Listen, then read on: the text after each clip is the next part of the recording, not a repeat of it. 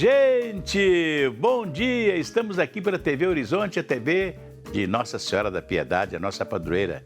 Minha amiga dona de casa, companheira de todas as manhãs, recebendo o nosso abraço e o desejo de muita paz e muita alegria.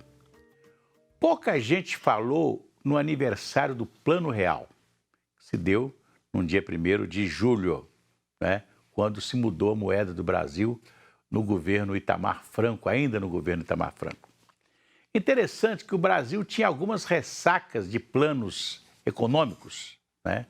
Quem não se lembra do plano cruzado do presidente Sarney, que foi assim um negócio, mas logo, logo nós ficamos aí andando de helicópteros no interior do país procurando boi, porque o gado sumiu, né? O boi sumiu do pasto, né?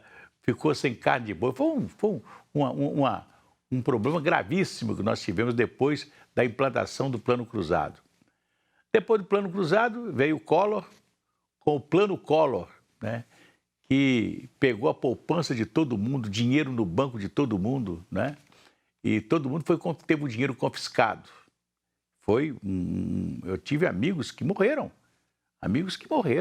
de desespero pela falta do dinheiro. O dinheiro ficou preso no banco e só seria entregue depois de um ano, né? E isso trouxe problemas gravíssimos para a economia do país, né? Ele tinha só uma bala de prata para dar um tiro na inflação e acabou que a inflação não acabou. A inflação continuou. Aí todo mundo sabe o problema do Collor, né? E veio o vice-presidente Itamar Franco. O Itamar Franco confessava, não entendia nada de economia. Como o atual presidente da República, o Bolsonaro, disse também que não entende nada de economia. Quando ele pergunta sobre economia, ele fala assim: cadê o meu posto Ipiranga, que é o Paulo Guedes? Que ele não entende nada de economia. E o Itamar Franco também não entendia nada de economia. Uma coisa, até um bastidor daquela época, o primeiro-ministro da economia do governo Itamar Franco, né, foi um pernambucano, né? Depois do pernambucano foi o Eliseu Rezende. Depois do Eliseu Rezende foi o nosso querido Paulo Haddad, que era ministro do Planejamento e foi levado para o Ministério da Fazenda.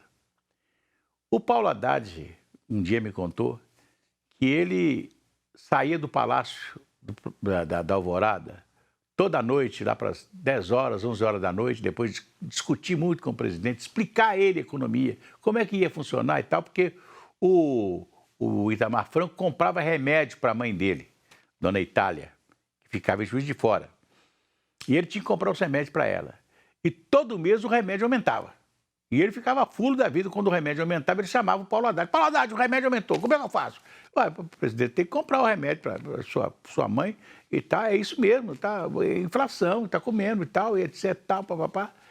E ele falou: faz um plano para mim, eu quero um plano econômico, e pedia esse plano econômico. E o plano começou a ser gestado, né? Mas o Paulo Haddad disse que ele saía do Palácio da Alvorada lá para as 10, 11 horas da noite, chegava em casa, a empregada deixava a comida dele no forno, no micro-ondas, só para ele esquentar e comer. Quando ele estava com o prato na mão, tomava um banho, quando estava num prato na mão, o presidente chamava ele outra vez para perguntar as mesmas coisas. Ele voltava para o Palácio da Alvorada e saía de lá às 10h30, voltava 11 horas, meia-noite. E ele falou que o dia que saiu do ministério foi um descanso para ele. Mas aí entrou o Fernando Henrique Cardoso. Fernando Henrique Cardoso era o ministro das Relações Exteriores do governo Itamar Franco, estava muito bem, viajando para o mundo inteiro e tal, levando o novo governo e tal.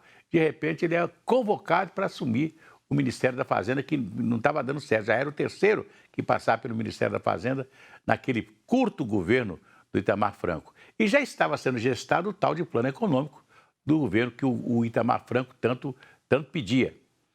E aí veio o chamado Plano Real, com o lançamento da URV, que foi a primeira fase do Plano Real. A Unidade Real de Valor, né? Que era o URV, que tinha o mesmo valor de $1, né? E aí você foi tendo um parâmetro. E tudo foi feito às claras. nada foi escondido como aquele plano do Collor, o plano do Sarney e tal, o plano Besser. Tinha um monte de plano aí que não deu certo. Aí, o plano real foi o plano que acabou com a inflação do Brasil. Para vocês terem uma ideia, no dia que o plano começou, nós tínhamos mais de 3.000% ao ano de inflação. Hoje nós estamos aí com 10%, 12% de inflação. Era 3.000% ao ano. E hoje a inflação está no mundo inteiro, não é só do Brasil, não. Lá na Argentina, o ministro da Economia caiu por causa da inflação. E a inflação está graçando em todos os lugares, em todos os países do mundo, inclusive nos Estados Unidos, né, que nunca tinha uma inflação tão alta de 7% ao ano. Né? Na Alemanha, na Espanha, na Itália, todo mundo está com inflação, porque a pandemia nos levou à inflação. As cidades paralisaram, né? Então deixou-se de produzir e faltou insumos, né? Igual, por exemplo, tem uma fábrica não sei se é a Volkswagen, que está parada e deu férias coletivas para os seus funcionários porque não tem peça, né? Porque na pandemia tudo paralisou, então deixaram de fabricar as peças, né, que se fabricava. Então o que tinha de estoque foi embora, né? E agora o pessoal está tentando regularizar, né, a fabricação de peças, de insumos em geral, né? Então, nós estamos vivendo essa inflação de 2%, mas naquela época era mais de 3.000%. No dia que o Plano Real entrou, que a URV entrou, um RV valia 2.800 cruzeiros. Já pensou? Era como se eu sempre dava esse exemplo, você ter 2.800 pedrinhas para trocar por uma pedra, que valia o RV. Era isso, você tinha que ter 2.800 pedrinhas para trocar por uma pedra só. Essa era a inflação que nós tínhamos, né? E o dinheiro brasileiro estava defasado. E eu lembro que quando entrou o Plano Real, o dólar custou 85 centavos e o real um real, né? Então você não comprava com $1, você não comprava R$1, né? Foi assim que nós começamos o plano Real, que salvou a economia brasileira, né? E aí quem tinha gestado todo o plano foi o nosso Fernando Henrique, que depois foi escolhido por Itamar Franco e foi justamente no ano eleitoral.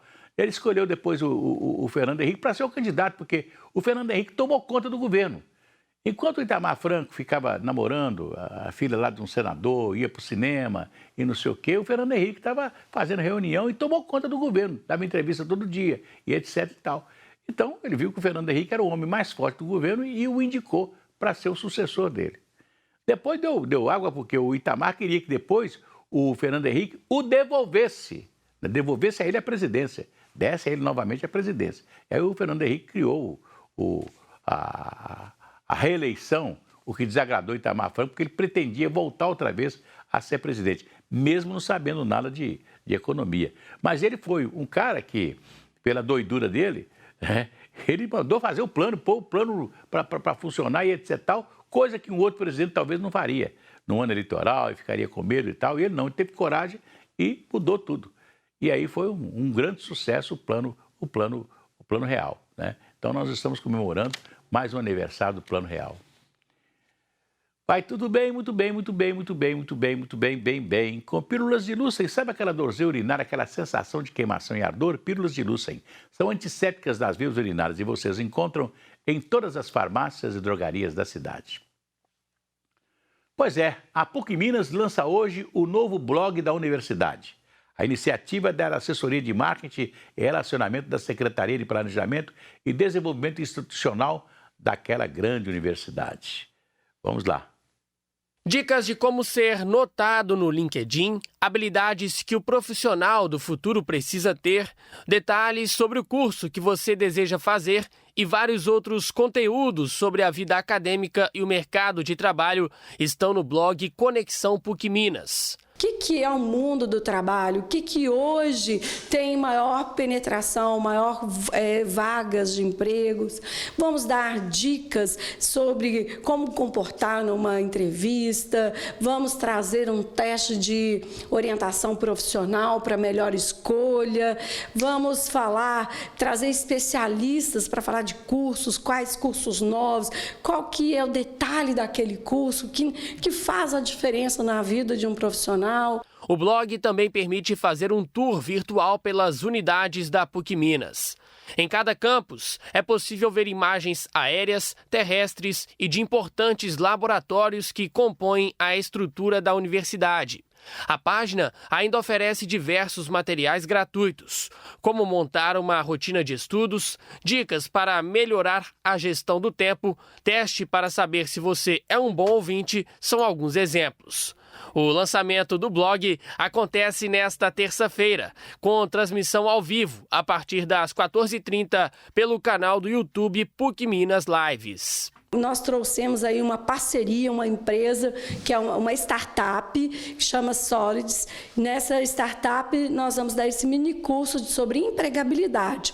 Esse minicurso, ele vai trazer algumas dicas iniciais. Então, nós já vamos começar, inaugurando o blog com esse evento, marcando aí toda a concepção do blog, que é conectar pessoas interessadas pelo mundo do trabalho com essas informações. Pois é, a reportagem foi do Vinícius Andrade. Daqui a pouco a gente volta.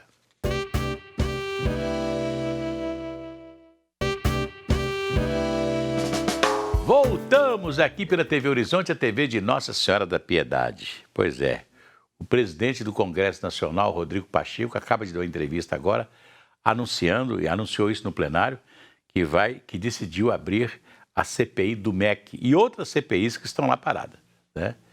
Na verdade, vai confundir, porque não vai ser só a CPI do MEC, né?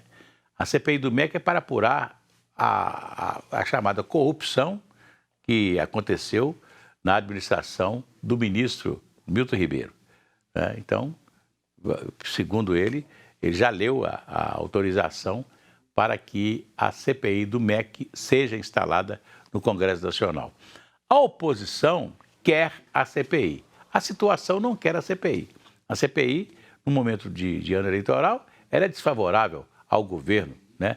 Mesmo que o presidente fale assim, olha, eu não sou corrupto e eu não permiti corrupção no meu governo. Todo mundo que tinha algum problema eu mandei embora.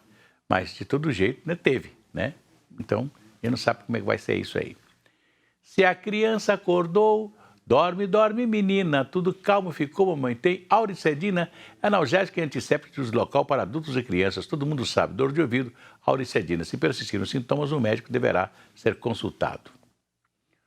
No Ângelus desta semana, o Papa Francisco falou sobre a missão evangelizadora que nos foi confiada por Cristo.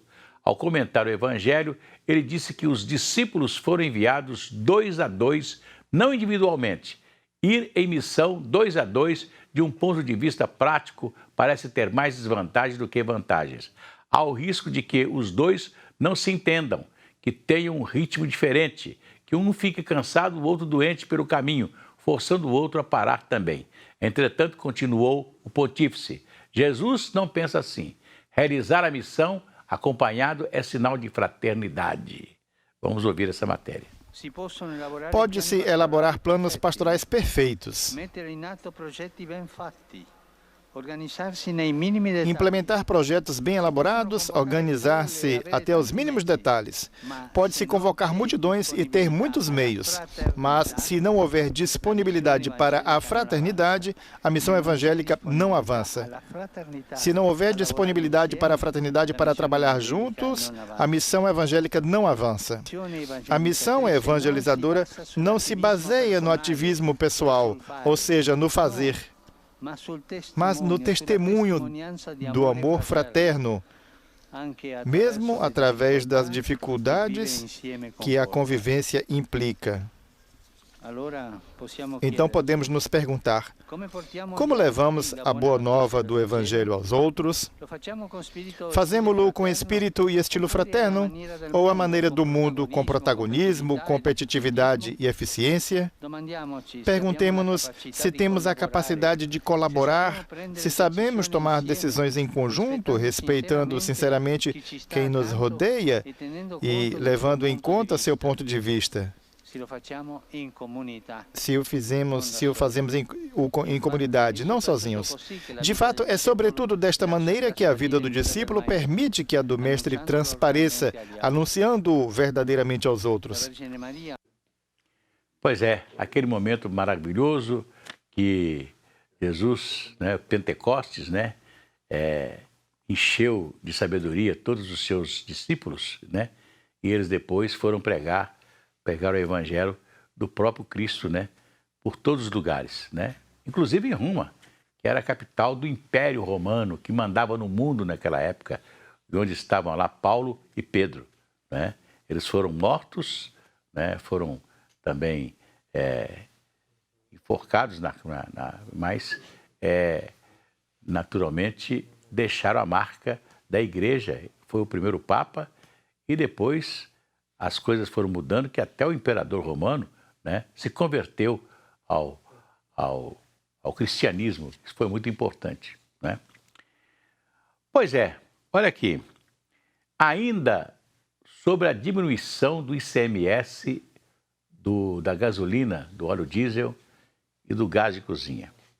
Estabeleceu-se no país, nas últimas horas, uma discussão muito grande a respeito de ter ou não um plano emergencial, uma emergência, para pagar, porque é um período eleitoral, para pagar esse aumento do Auxílio Brasil de R$400 para R$600 e também todas essas medidas que foram adotadas para diminuir o preço dos combustíveis.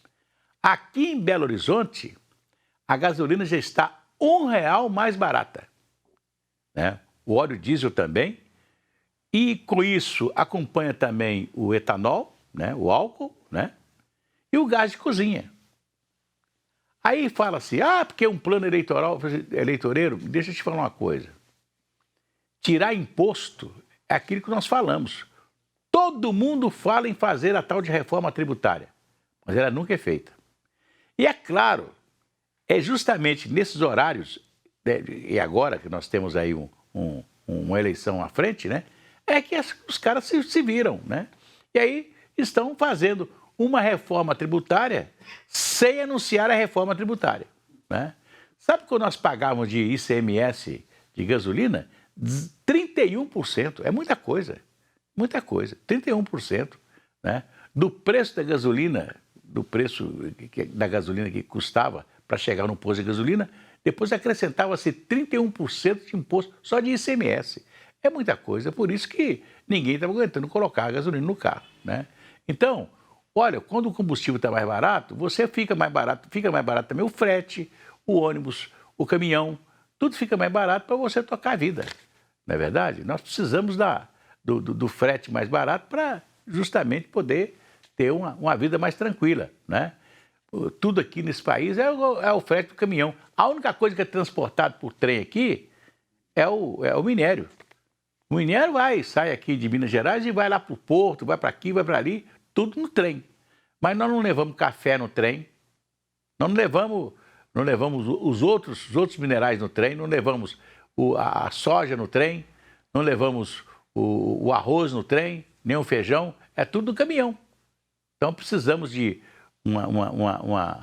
uma tarifa de óleo diesel menor, para tocar a economia do país. Então, nada melhor do que você ter uma economia, baseada, naturalmente, num preço mais baixo para o petróleo.